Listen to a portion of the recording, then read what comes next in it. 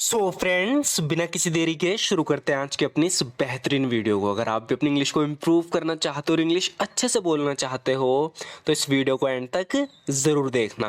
So friends, यहाँ पर ही किससे कह रही है कि पार्टी में तुमने जो ड्रेस पहनी थी वो बेहद खूबसूरत थी। यानी किसी की ड्रेस की तारीफ कर रही है, कह रही है कि the dress that you wore to the party was stunning. Stunning यानी बहुत ही बेहतरीन, बहुत ही ज़बरदस्त थी। The dress that you wore to the party was stunning. Party में जो ड्रेस तुमने पहनी थी ना वो बेहद खूबसूरत थी। या हम इसे यहाँ पर पहनने के लिए हम हैड ऑन का यूज़ भी कर सकते हैं। पास्ट के लिए हम कह सकते हैं कि the dress you had on at the party it was absolutely stunning. The dress you had on at the party, यहाँ पर हम बोल रहे हैं the dress that you wore to the party was stunning, लेकिन यहाँ पर हम हैड ऑन का यूज़ कर रहे हैं पहनने के लिए। The dress you had on at the party it was absolutely stunning. जो ड्रेस तुमने पार्टी में पहनी थी ना वो बहुत ही बेहद खूबसूरत थी, बहुत ही ज़्यादा खूबसूरत थी। वो ड्रेस तुम पर बेहद खूबसूरत लग रही थी। यहाँ पर ये कहना चाह रही है कि तुम उस ड्रेस में बेहद खूबसूरत लग रही थी, यानी बहुत अच्छी लग रही थी उस ड्रेस में तुम। तो इंग्लिश में बोलेंगे you looked incredibly beautiful in that dress. You looked incredibly beautiful in that dress, यानी तुम उस ड्रेस में बेहद ही खूबसूरत लग रही थी। सबकी नज़रें पार्टी में तुम पर ही थी।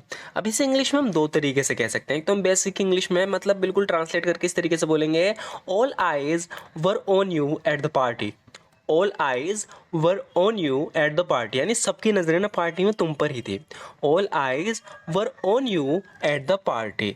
लेकिन अगर इसे हम थोड़ा एडवांस्ड इंग्लिश में बोलें तो हम बोलेंगे you were the centre of attention eight the party. You were the centre of attention eight the party, यानी तुम ही थी सेंटर ऑफ अटेंशन। कहने का मतलब है कि सबकी जो अटेंशन थी वो तुम्हारे ऊपर ही थी, तुम बेहद खूबसूरत लग रही थी। तो यहाँ पर दो तरीके से हम कह रहे हैं इस बात को, या तो हम कहेंगे कि all eyes were on you eight the party, यानी सबकी नज़रें पार्टी में तुम पर थी। या हम कहेंगे you were the centre of attention eight the party. दोनों का मतलब एक ही है। तुम भीड़ में अलग ही लग रही थी। इस इंग्लिश में बोलेंगे you were standing out in the crowd. You were standing out in the crowd. Stand out यानी अलग ही दिखना। You were standing out in the crowd, यानी तुम भीड़ में अलग ही दिख रही थी। काम खत्म करने के बाद मैं जिम जाती हूँ। ये अपना यहाँ पे रूटीन बता रही है, कह रही है कि जब मैं काम खत्म कर लेती हूँ उसके बाद मैं जिम जाती हूँ, यानी काम खत्म करने के बाद मैं जिम जाती हूँ। इंग्लिश में बोलेंगे after I finish work I go to the gym. After I finish work I go to the gym, यानी काम खत्म करने के बाद मैं जिम जाती हूँ। After I finish work I go to the gym. यह हम ऐसे बोलेंगे once I wrap up work. Wrap up का मतलब होता है कि ख़त्म करना, समाप्त करना। Once I wrap up work यानी एक दफ़े मैं काम खत्म कर लेती हूँ। I hit the gym. कुछ कहते हैं कि I go to the gym, कुछ कहते हैं कि आई हिट द जिम। इसका मतलब होता है कि जिम करने हम जाते हैं।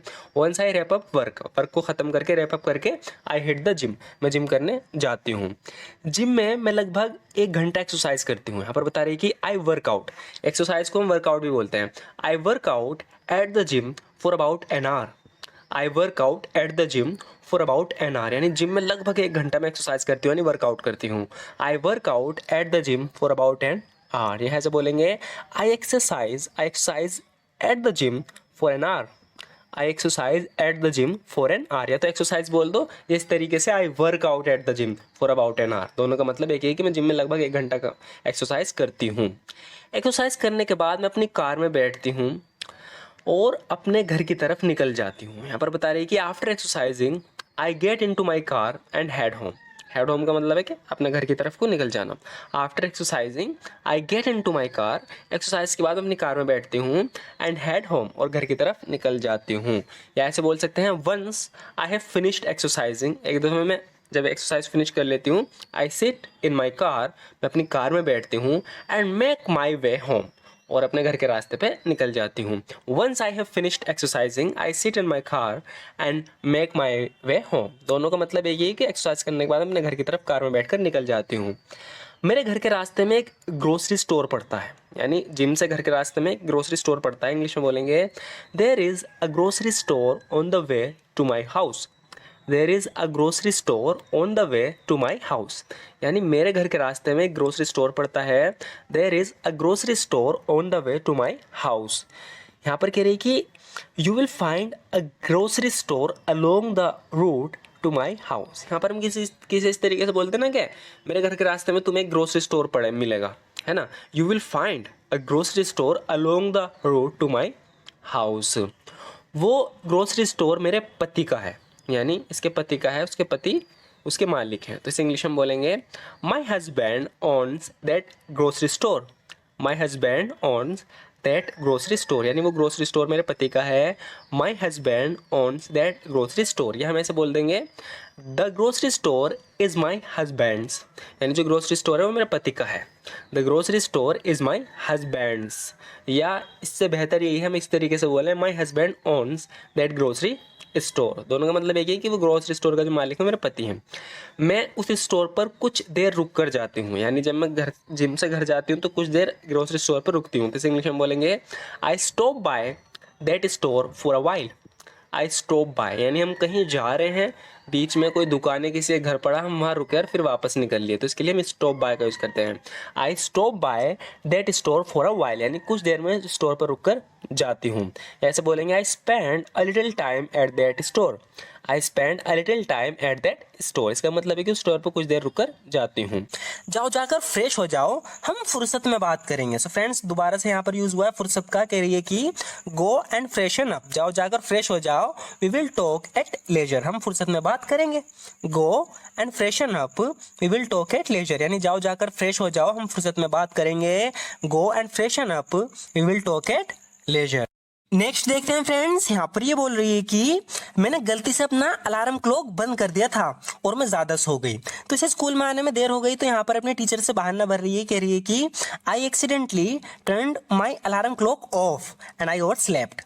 आई accidentally turned my alarm clock off and I overslept, यानी गलती से मैंने अपना अलार्म क्लॉक बंद कर दिया और मैं ज़्यादा सो गई। मुझे यकीन है मैंने सोने से पहले अलार्म लगाया था, इसे इंग्लिश में इस तरीके से बोलेंगे आई एम श्योर, यानी मुझे यकीन है, मैं श्योर हूँ। I am sure I set the alarm before I slept, यानी मुझे यकीन है कि मैंने सोने से पहले अलार्म सेट किया था, मैंने अलार्म लगाया था। I am sure I set the alarm before I slept, मैंने 7 बजे का अलार्म लगाया था, इसे इंग्लिश में बोलेंगे I set the alarm for 7 o'clock। I set the alarm for 7 o'clock, यानी मैंने 7 बजे का अलार्म लगाया था लेकिन अलार्म बजा नहीं। तो मैंने पहले ही बताया है अलार्म बजने के लिए हम एक फ्रेजल वर्ब का यूज़ करते हैं गो ऑफ का। तो यहाँ पर ये कह रही है कि but the alarm didn't go of, लेकिन अलार्म बजा नहीं। But the alarm didn't go of, लेकिन अलार्म बजा नहीं। आगे देखते हैं फ्रेंड्स, यहाँ पर ये बोल रही है कि उसकी बात का बुरा मत मानना। इसे हम कई तरीके से बोल सकते हैं। एक तो हम कह सकते हैं कि डोंट माइंड हिज वर्ड्स, यानी उसकी बात का बुरा मत मानना, डोंट माइंड हिज वर्ड्स। या हम ऐसे बोल सकते हैं कि उसकी बात को दिल पर मत लेना, कहने का मतलब वही है उसकी बात को दिल पर मत लेना। इसे इंग्लिश में बोलेंगे don't take his words to heart. Don't take his words to heart, यानी उसकी बात को दिल पर मत लेना। Don't take his words to heart, तुम्हें नहीं पता उस पर क्या बीत रही है।